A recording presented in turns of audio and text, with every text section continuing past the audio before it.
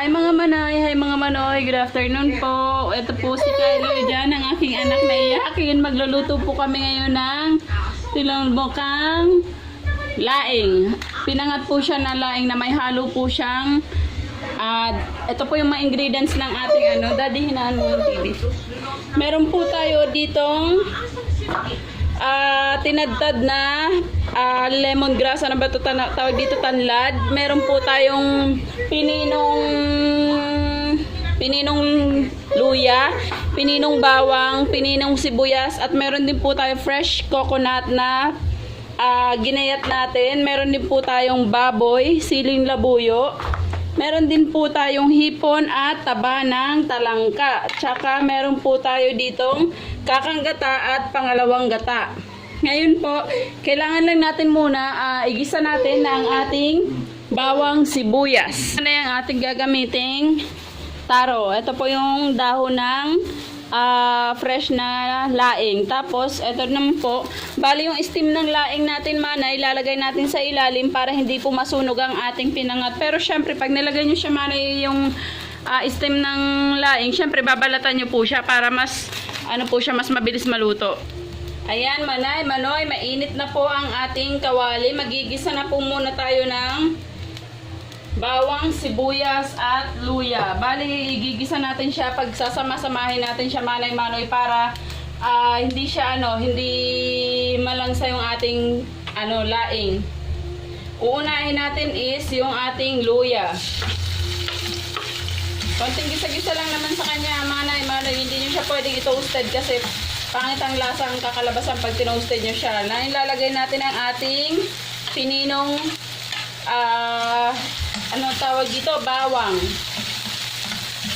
Ayan, ang sarap ng amoy niya. Gisa pa lang yan, manay-manoy, pero ang sarap na ng kanyang amoy. Ilalagay natin ang ating dinikdik na sibuyas.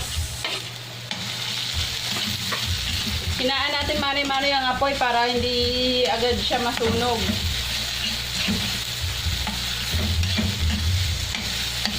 No need naman natin siya tostahin, manay-manoy, kasi kailangan lang naman dyan, tawag dito, magisa lang konti yung ricado niya. Tapos isusunod natin, manay-manoy, ang ating baboy. Nahalo yung baboy natin sa sili, kaya medyo masakit sa ilong ito kasi nahalo dahil sa kakulitan ng aking bunso. Ayun, dinala muna siya ng kanyang tatay sa labas. Kasi kung nandito siya, manay-manoy, hindi tayo matatapos ng ating lulutuin. Bali, hahaluin lang muna natin ang ating baboy.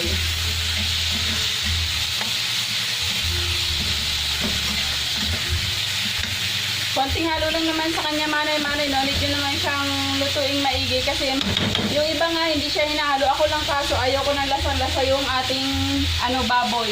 Ngayon ilalagay natin, manay-manoy, ang ating dinikdik na hipon. Tapos eto ang ating taba ng tawag dito, crab. Ano ba yun? Alimango. Ayan, yung taba ng alimango. Malamang putok-batok ang mga kakain nito, manay-manoy.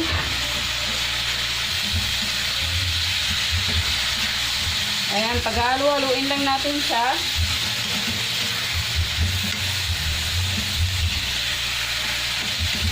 Ang bango ng amoy niya, manay-manoy.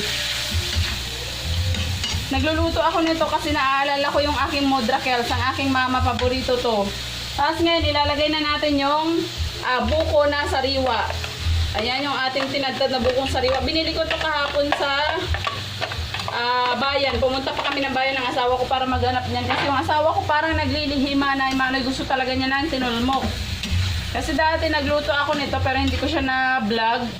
Nagluto ako nito dati, manay-manoy. Sarap na sarap ang aking asawa.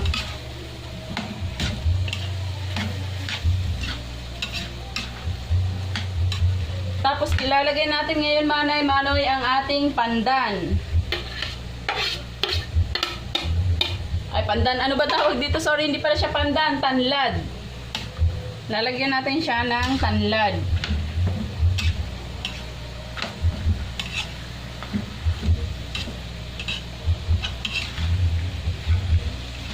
Bali, titimplahan na natin siya, manay-manoy, bago natin siya ilagay sa ating dahon.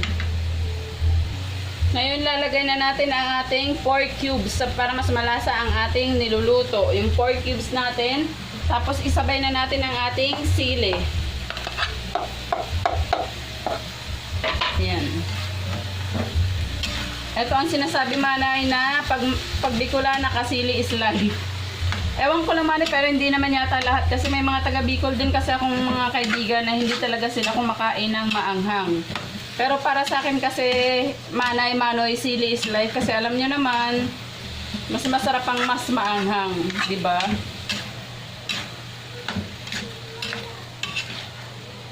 Ayan. Konting luto lang sa kanya, manay, manoy. Ilalagay na natin siya sa ating taro leaves. Ayan, manay, manoy. Luto na ang ating panglalagay na tinulmukan. Ilalagay natin sa dahon ng taro. Patuyuin lang natin ng konti para hindi siya sasabog sa paglagay natin ng dahon ng taro. Ayan, manay, manoy. Ito na po ang ating outcome ng ating pinaghalo-halong sangkap ng ating tinulmukan. Tapos ngayon, gaganituhin nyo po yung dahon ng saging. Bali, pagsasama-sama, nyo po siya, papantayin nyo siya para walang matatapon. Tapos lalagyan nyo siya ng isang scooper. Ayan, sa akin 2 scoop na manay kasi hindi naman tayo nagtitipid. Tatluhin na natin. Konti lang naman din ng, konti lang kasi nabili ko manay na konti lang nabili kong dahon. Kasi mahirap maghanap dito manay ng fresh na dahon. Hindi kagaya sa amin sa Bicol na punta ka lang sa bundok, meron na. Ayan, bali ganito na po siya manay. Tapos ngayon tatalian ko na po siya ng ang pinangtali ko manay straw. Kasi pag hindi strong pag hindi strong pinangtali mo, matatanggal siya. Bali eto na siya ngayon ang outcome niya.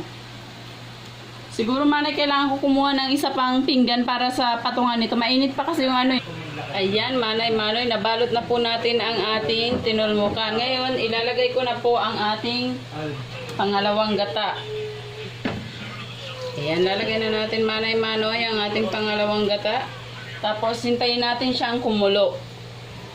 Ayan, mga manay, mga manoy, ilalagay na po natin ngayon ang ating kakang gata. Ayan. Hintayin ulit natin siya manay kumulo. Ayan, manay, manoy, luto na po ang ating tinulmukan. Ngayon, titikman na natin siya manay, manoy, kung ano ang lasa ng ating tinulmukan. So, ayan na nga, manay, manoy, eto na po, umiiyak na naman po ang aking bunsong anak. Eto na po ang ating tinulmukan. Ngayon, ayan, nagwawala na po siya, manay, manoy. Ngayon, titikman na po natin ang ating tinulmukan.